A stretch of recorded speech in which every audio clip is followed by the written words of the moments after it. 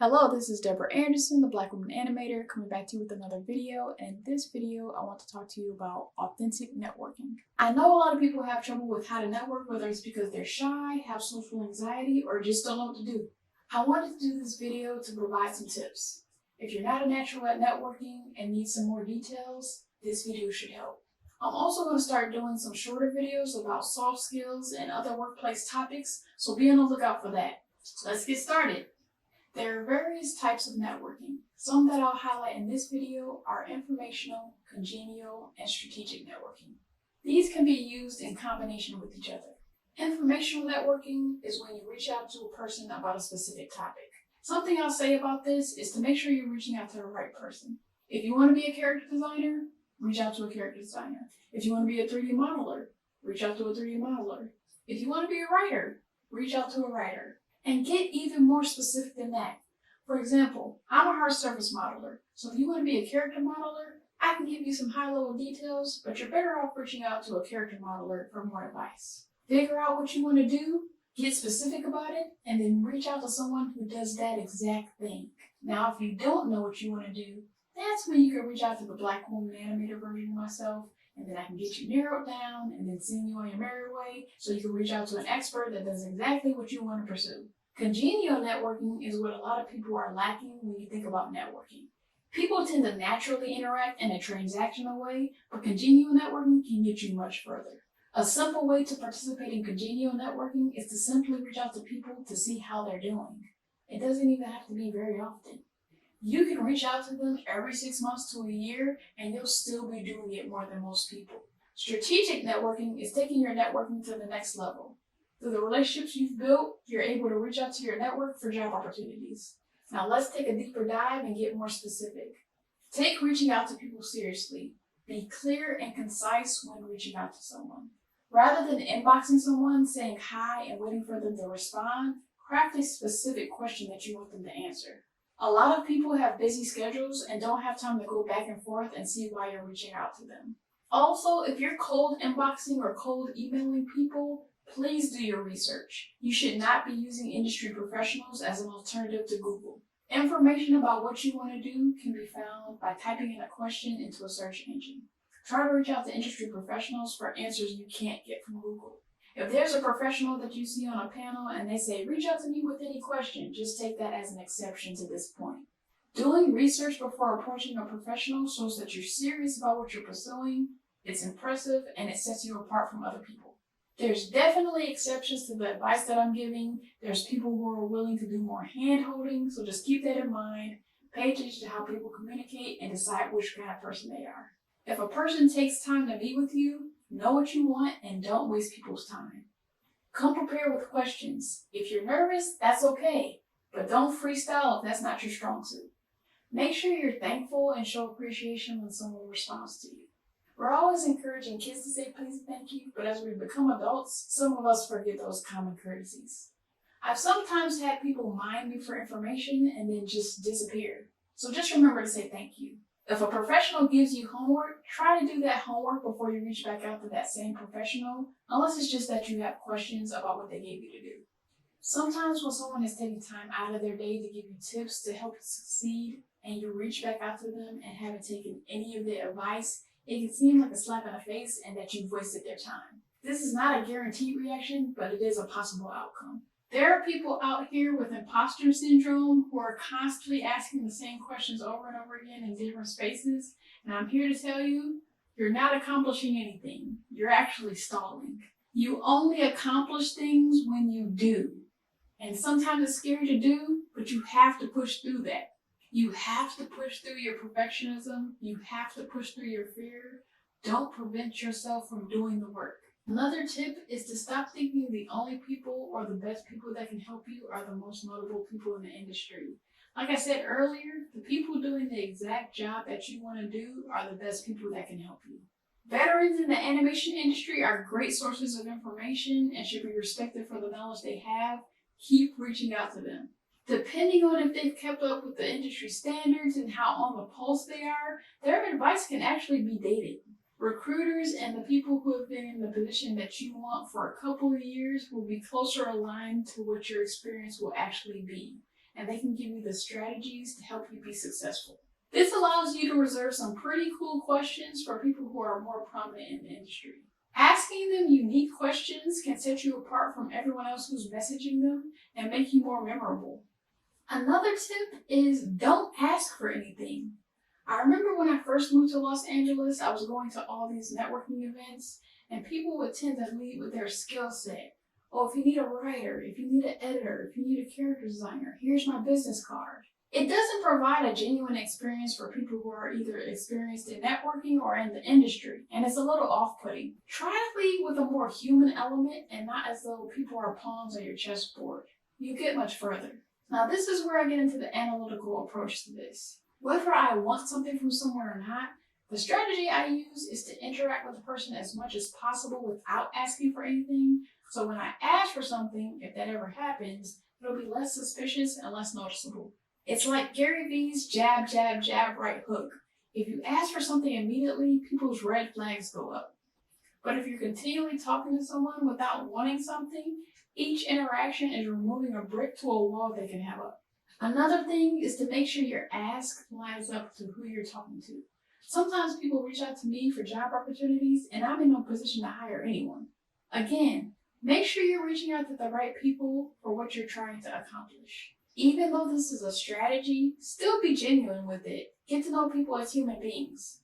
Now let me tell you about a time where I didn't realize how much my check-ins meant to someone. I met a guy who was working at one of the American animation studios while I was working in Korea.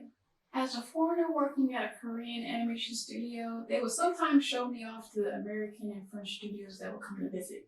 The context of the visit was that my studio was trying to win a bid for an animated television series. I got the guy's contact information, and for the next several years, anytime I thought about it, I would reach out to him and see how he was doing or give him my own life updates. He contacted me and said that he wanted to tell all the important people in his life about his illness and that him and his family were keeping it private. I was definitely shocked that he considered me one of the important people.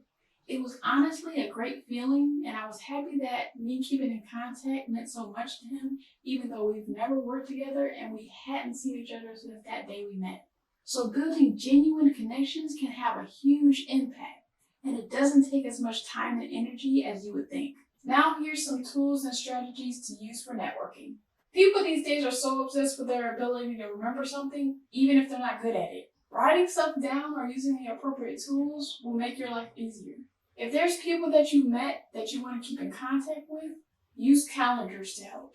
Use a calendar reminder that repeats every other month, every 3 months, every 6 months, so that you can remember to reach out to them.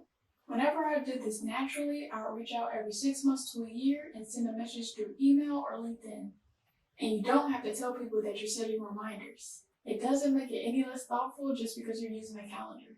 Alerts. In addition to calendar reminders, you can set up alerts. LinkedIn and Google allow you to set up alerts that come directly to your inbox. For LinkedIn alerts, you can set it up so that they email you when someone accomplishes something. For Google alerts, you can get notified by the mention of someone's name or their company. If someone has spoken at a conference, got an award, or a new job, you can use that as a great conversation starter when you reach out to them. Another tip, treat everyone with respect.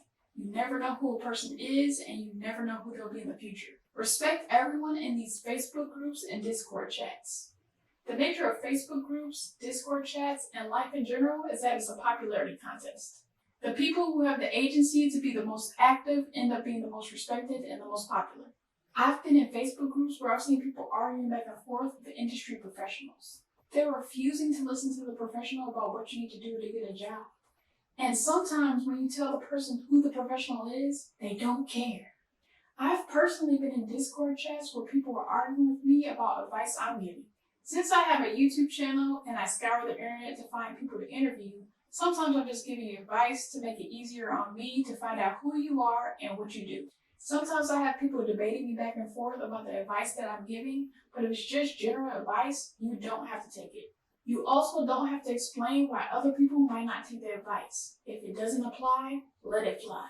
Imagine someone being a recruiter and they're trying to help people get jobs and you're choosing to argue with them. This also manifests through my YouTube channel. There are well-known people in the animation industry that are more respected, but that doesn't make the lesser known people less important. Everyone is important and everyone should be respected. No matter how much you hear from them, no matter how much you interact with them, no matter if they're not highlighted in the media, they have a voice, they have a career, they have an impact, and they are important people. Also remember, the animation industry is small and people have long memories. Guess what? You're not only networking at networking events, you're networking everywhere. Let me get more specific. I taught Blender at a media arts high school, and I had to have a few come to Jesus meetings with my students.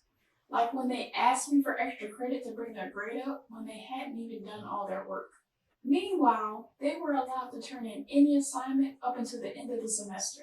I'm not creating any extra work for myself when you ain't even done the regular work. But anyway, I told them when you're in my class, your behavior is building your reputation.